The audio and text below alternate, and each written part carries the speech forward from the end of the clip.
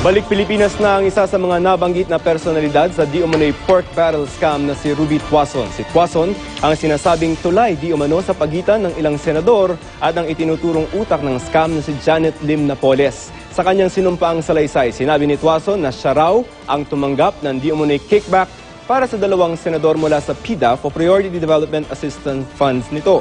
Pinag-aaralan na ngayon kung gagawing state witness si Tuason. May reports si Lia Manialak del Castillo. Kasama ng mga personalidad na nadadawit sa di umano'y pork barrel scam ang pangalang Ruby Tuason. Ayon sa mga whistleblower na sina Ben Harluy, si Tuason di umano ang tumatanggap ng komisyon para kina Senador Jinggoy Estrada at Senador Juan Ponce Enrile sa pamamagitan daw ng kanyang Chief of Staff na si Attorney Gigi Reyes. Itinanggi na ng mga kampo ni na Estrada at Enrile ang mga paratang at hindi raw nila staff si Tuason. Kasama si Tuason sa mga sinampahan ng reklamong plunder hindi lang sa umano'y pork barrel scam, kundi pati sa sinasabing Malampaya fund scam. Matagal na panahong walang narinig mula kay Tuason. Agosto ng nakaraang taon kasi sa kasagsagan ng eskandalo, lumipad siya palabas ng bansa.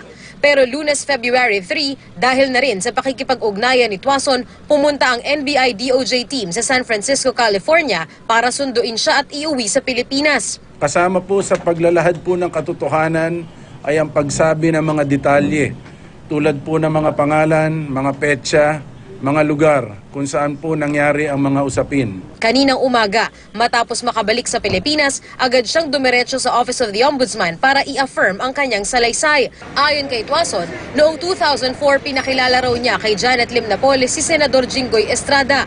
Ayaw pa raw ni Estrada noong una na sumama sa kalakaran. Pero pumayag daw ito nang sabihin ni Napoles na 40% kada transaksyon ang hati ng senador.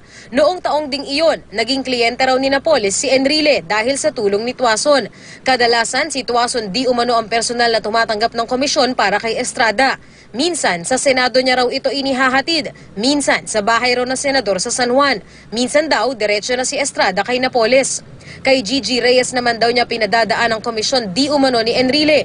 Nagkikita raw sila minsan sa restaurant at kung minsan ay pinipick up daw ito ni Reyes sa bahay ni Tuason. May mga pagkakataon din daw na kapag magkikita sila ni Reyes, dumarating daw si Enrile. Panahon na raw ani Tuason na lumantad siya at sabihin ang kanyang nalalaman. To clear my conscience and I wanted peace. Diba? The truth shall set you free, sabi nga nila. So I decided to tell the truth para wala na akong kinakatakutan. I don't have to hide. Mga kaibigan din daw ni Tuason ang mga ituturo niyang kasama sa sabwatan. It was a very big sacrifice on my part because these are close friends of mine. It really pains me that I had to do this. Inamin din ni Tuason na kumikita raw siya ng 1.5% sa bawat transaksyon bilang referral fee. Sa tingin din ni Tuason, mas malaki pa ang na-deliver niyang kickback sa mga senador kesa sa sinabi ni Luy.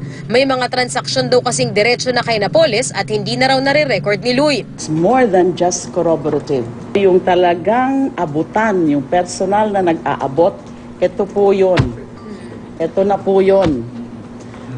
So, pwede nga pong matawag natin itong klaseng ebidensya na ito na slam dunk evidence. Ayon kay Justice Secretary Laila De Lima, pwede raw maging state witness si Tuason dahil sa lawak umano ng alam niya sa pork barrel scam. Pero sabi ng Ombudsman, kailangan pa nilang pag-aralan ang salaysay ni Tuason bago masabing pasado nga ito sa state witness program.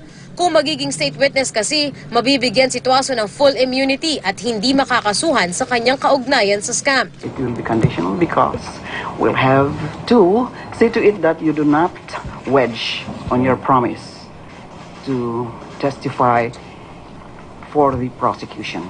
Ani Tuason, handa siyang ibalik sa gobyerno ang anumang kinita raw niya sa mga maanumalyang transaksyon.